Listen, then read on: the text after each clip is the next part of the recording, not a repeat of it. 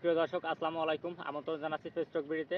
দর্শক, আপনারা ইতিমধ্যে জানেন নিশ্চয়ই, নোয়াখালীর হাতিয়ায় একটা অনাকাঙ্ক্ষিত ঘটনা ঘটেছে, যেটা নিকৃষ্ট মস্তিষ্কের মানুষ ছাড়া এ ধরনের ঘটনা ঘটায় না।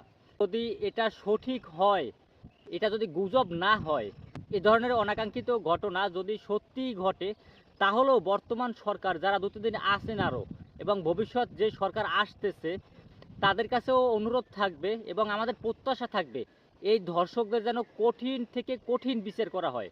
এখানে যেন আইনের কোনো ব্যত্যয় না ঘটে, ধর্ষকদের এই সর্বোচ্চ শাস্তি প্রদান করা হয় এবং কোনো ধরনের পেশি শক্তি ব্যবহার করা না হয়, কোনো রাজনৈতিক পেশি শক্তি ব্যবহার করা না হয়। প্রশাসনকে যেন সর্বোচ্চ সহযোগিতা করা হয়।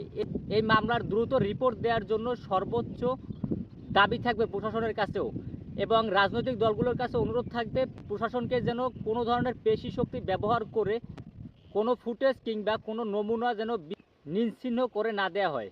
আমরা বিভিন্ন জায়গায় সোশ্যাল মিডিয়ায় বিভিন্ন ধরনের খবর শুনতে পাই, সেখানে দেখানো হচ্ছে অনেক জায়গায় যেটা নাটক সাজানো হচ্ছে, একটা পক্ষ গুজব ছড়িয়েছে।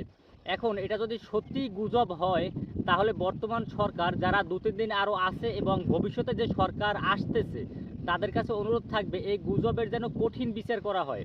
তখন যেন কোন দলের কিংবা কোন দলের নেতা কর্মী, কত বড় মাপের নেতা, এটা বিচার করা না হয়, গুজবের যেন সঠিক বিচার হয়।